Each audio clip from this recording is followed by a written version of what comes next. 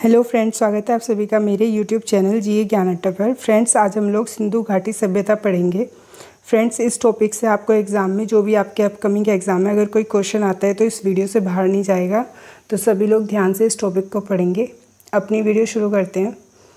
सबसे पहला क्वेश्चन है, हड़प्पा की सामाजिक व्यवस्था कैसी थी। अगर हम हड़प्पा की सामाजिक व्यवस्था की बात करें तो वो थी हमारी समतावादी। इसके बारे में देख लेते हैं। हड़प्पा की खुदाई में उच्च वर्ग और निम्न वर्ग के लोगों के मकान एक साथ निर्मित मिले हैं।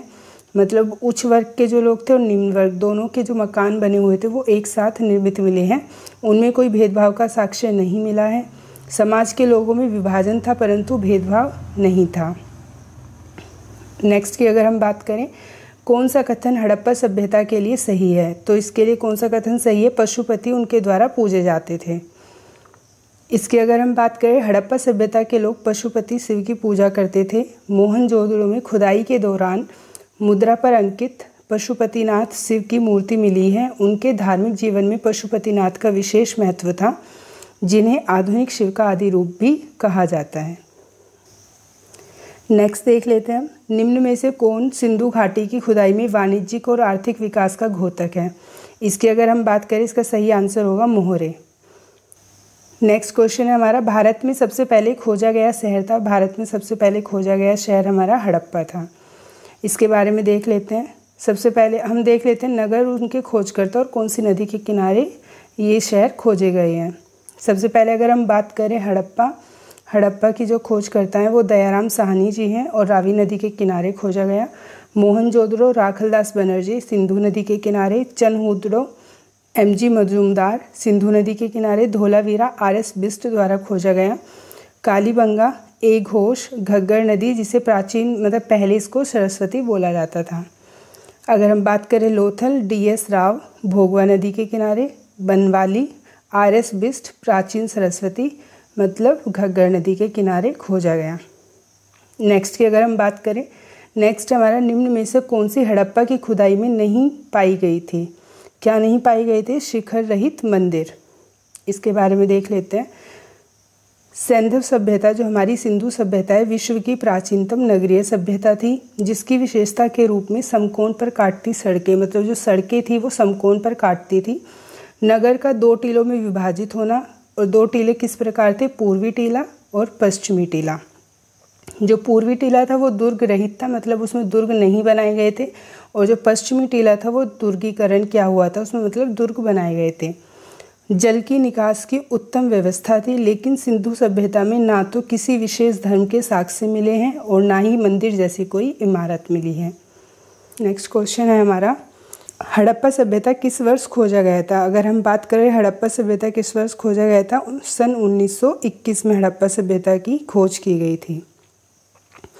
इसके महत्वपूर्ण बिंदु देख लेते हैं। सैंधव सभ्यता या हड़प्पा सभ्यता का सबसे पहला स्थल क्या था, वो हड़प्पा था, जिसकी खोज किसने की थी, दयाराम साहनी ने वर्ष 1921 में की थी। नेक्स्ट क्वेश्चन देखते हैं। सिंधु सभ्यता का वह एकमात्र स्थल जहाँ से कृत्रिम गोदीवाड़ा मिला है। गोदीवाड़े का मतलब है बंदरगाह मिला है, तो वो कहाँ से मिला है, वो लोथल से मिला है। इसके बारे में देख लेते हैं। लोथल सैंधव सभ्यता का एक महत्वपूर्ण स्थल था, जो आधुनिक गुजरात के अहमदाबाद जिले में स्थित है। कहाँ स्थित है ये, अब आधुनिक गुजरात के अहमदाबाद जिले में स्थित है। यह विश्व का प्राचीनतम प्राप्त गोदीवाड़ा है। मिस्र और मेसोपोटामिया से व्यापार होता था।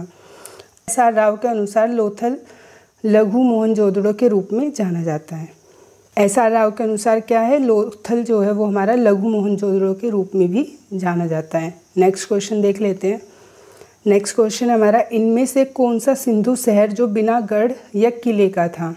अगर हम बात करें कौन सा है वो, तो इसका सही आंसर होगा चनहुदड़ो। नेक्स्ट क्वेश्चन देखते हैं। सिंधु घाटी सभ्यता की विशेषता थी, तो सिंधु घाटी सभ्यता की क्या विशेषता थी, इसका सही आंसर होगा व्यवस्थित शहरी जीवन। अगला क्वेश्चन देखते हैं। सिंधु घाटी सभ्यता के लोगों का मकान प्राय बना होता था। कैसे बना होता था सिंधु घाटी सभ्यता के लोगों का मकान, वो पक्की ईंटों के द्वारा बना होता था। इसका सही आंसर होगा पक्की ईंटों द्वारा। हमारा अगला क्वेश्चन है, मानव द्वारा उपयोग किया गया पहला धातु था। कौन सा धातु था जो मानव द्वारा सबसे पहले प्रयोग किया गया, वो है तांबा। इसके बारे में देख लेते हैं, इसके महत्वपूर्ण बिंदु। मानव द्वारा उपयोग किया गया पहला धातु तांबा था। सेंधव सभ्यता के लोग कांसे से भी परिचित थे, जो संभवतः कैसे बना होता है, तांबा, टिन और तांबे से मिलकर बना होता है। और लोहे की जो खोज हुई थी वो उत्तर वैदिक काल में हुई थी। अगला क्वेश्चन देखते हैं, देवी माँ की पूजा संबंधित थी, किससे संबंधित थी देवी माँ की पूजा? वो सिंधु घाटी सभ्यता से संबंधित थी। इसका सही आंसर होगा सिंधु घाटी सभ्यता। अगला इसके महत्वपूर्ण बिंदु देखते हैं, सेंधव सभ्यता समाज एक मात्र सत्तात्मक समाज था। मोहनजोदड़ो में एक कांसे की नर्तकी की मूर्ति मिली है, अतः मातृ देवी की पूजा का संबंध सेंधव सभ्यता से है। हड़प्पा से मिली एक मूर्ति की गर्भ से पौधा निकलता दिखाया गया है, अतः ये भूमि की उर्वरता की देवी मानते थे। ये इसको क्या मानते थे? जो एक मूर्ति मिली है हड़प्पा से, इसको भूमि की उर्वरता की देवी मानते थे ये लोग। अगला क्वेश्चन है हमारा, मोहनजोदड़ो में सबसे बड़ा भवन कौन सा है? कौन सा है इसमें सबसे बड़ा भवन? हमारा सही आंसर होगा सी, अन्नागार। इसके बारे में देखते हैं, मोहनजोदड़ो सिंध के लरकाना प्रांत में सिंधु नदी के किनारे स्थित सेंधव सभ्यता का एक प्रसिद्ध नगर है। मोहनजोदड़ो कहाँ स्थित है? लरकाना प्रांत में सिंधु नदी के किनारे स्थित है। इसकी खोज कब हुई थी? वो 1922 में। और किसने की? राखलदास बनर्जी ने मोहनजोदड़ो की खोज की थी। यहाँ से प्राप्त इमारतों में अन्नागार सबसे बड़ा भवन है। यहाँ से प्राप्त विशाल स्नानागार भी एक भवन है। अगला क्वेश्चन देखते हैं, कालीबंगन कहाँ स्थित है? तो कालीबंगन कहाँ स्थित? इसका सही आंसर होगा राजस्थान में स्थित है। इसके महत्वपूर्ण बिंदु देख लेते हैं, कालीबंगन राजस्थान में घग्गर नदी के किनारे स्थित एक महत्वपूर्ण हड़प्पा कालीन स्थल है। कालीबंगन कहाँ स्थित है? राजस्थान में। और किस नदी के किनारे? घग्गर नदी के किनारे। यहाँ की सबसे महत्वपूर्ण उपलब्धि है जुते हुए खेत के साक्ष्य यहाँ से मिले हैं। यहाँ से हल्के निशान हवन कुंड या अग्नि कुंड के साक्ष्य भी मिले हैं। नेक्स्ट क्वेश्चन देखते हैं, हड़प्पा वासी किस वस्तु के उत्पादन में अग्रणी थे? अगर हम बात करें कौन सी वस्तु के उत्पादन में अग्रणी थे, तो वो थे कपास। निम्नलिखित में से किस द्रव्य का उपयोग या पदार्थ का उपयोग हड़प्पा काल की मुद्राओं के निर्माण में मुख्य रूप से किया गया था? तो वो किया गया था टेराकोटा। अगला क्वेश्चन है हमारा, सिंधु घाटी सभ्यता का विशाल स्नानागार कहाँ पाया गया है? तो सिंधु घाटी सभ्यता का जो विशाल स्नानागार है वो पाया गया है मोहनजोदड़ो में। फ्रेंड्स, अगर आपको वीडियो अच्छी लगी है तो हमारी वीडियो को लाइक करें और चैनल सब्सक्राइब करें।